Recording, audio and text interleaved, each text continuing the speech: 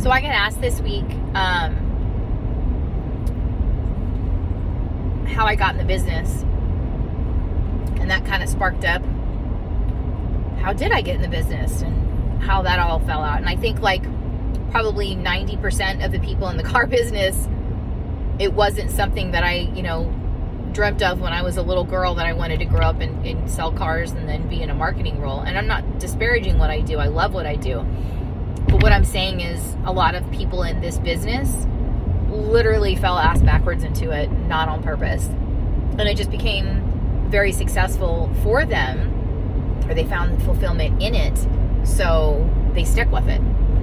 And anybody who's been in the car business for any amount of time has left, usually to go to mortgage or selling houses or something like that, and then come back to the car business. It's like literally like the Godfather 3, they keep pulling me back in. It's just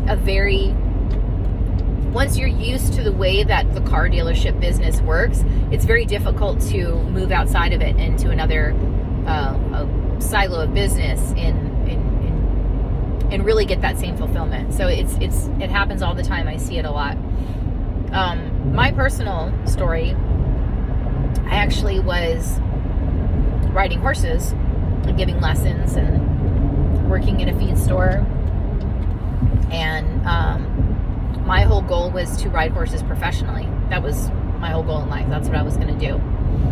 I loved working with kids, so I loved giving lessons to kids.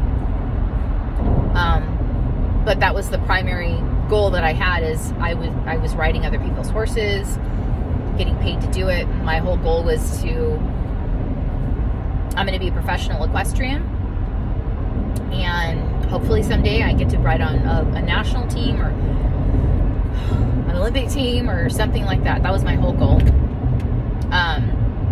But situations changed. The person that I was with told me they wanted to start a business, and so I asked my then father-in-law, what could I do that would make me a lot of money with little or, with not a lot of education and zero experience. He said, you should go sell cars. Okay. There was a Ford dealership, a Chevy, and I think there was a Honda dealership in the town that I lived in at that point in time. And I didn't particularly, my personal opinion, I liked Fords. I was a Ford girl for sure. So I went and sold Fords. I went and interviewed. I said I had zero experience. I've got great references, but I want to sell cars. And my first month, I struggled with it a lot, because and the only way, and I've said this multiple times before, the only way I can describe working in the car business, it's organized chaos.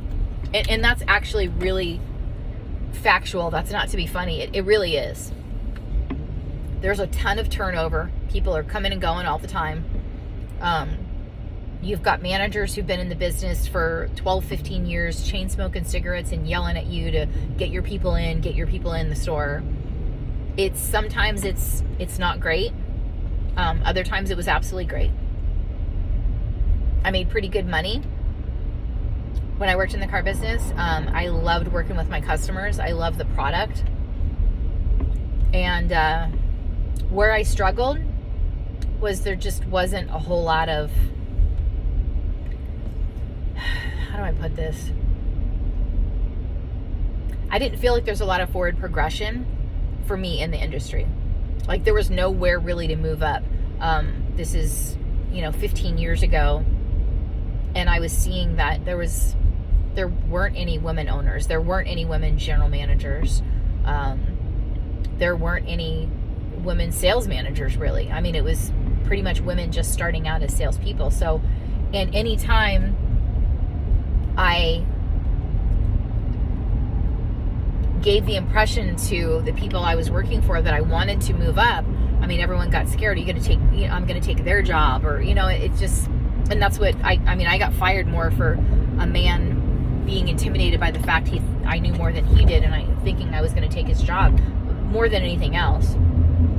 So when I eventually when I decided that I didn't want to sell cars forever, that I wanted to move into a more OEM or vendor, or, you know, on that side of the dark side, as all my friends in the car business call it. I actually made a list. I went and did a ton of research, and I made a list of all the companies that I wanted to work for. The one I'm working for now, being one of them, it was a different name back then, was called Cobalt. Cobalt was one of them. I applied for, the first one I applied for was a manufacturer that said you needed 5 years experience, which I had with that manufacturer. You need 5 years of experience with that manufacturer. I had that, but they needed a college degree, and at that point in time I didn't have it. I have one now, because I don't ever want that to be a doorstop for me ever again. The second one I applied for, I got the job, and they had a hiring freeze literally the day, as soon as the guy called back to HR to process hiring me, they said, oh, you can't hire her, we're having a hiring freeze. And I didn't do these in order of favoritism. I applied to them all at the same time. These are the ones that reached back out to me. The third one I applied with was kind of a boys club, and so they weren't really, I can't say specifically it's because I was a woman they didn't hire me, but they didn't hire me, and they gave no good reason. So I don't infer what you will with that. I won't give their name. The fourth one I applied for never contacted me back. And then this one, and like I said, this isn't in order of how I applied, it's just in order of how they contacted me back.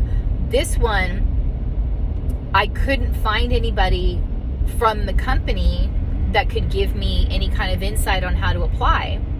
So I randomly met a very, very dear friend of mine, and he said, well, we might actually have a position opening up, but you can't. This is after we'd had known each other for several months and gotten to be pretty good friends at that point. He said, we have a position at this company, but you can't work here. I can't poach from Nissan dealerships. And I knew my contract was coming up. I go, okay, well, I probably won't be here too much longer, because I only had set up a certain amount of time to do marketing for that dealership for my friend. So fast forward, I'm leaving that dealership because the end of the time that I was to be there was over. And I said, hey, by the way, I'm not working there anymore. And immediately process went through. So it took a while for me to get hired, because as with any great company, it takes a while for them to hire you in, because they want to make sure you're a decent add to the culture and the company and whatnot.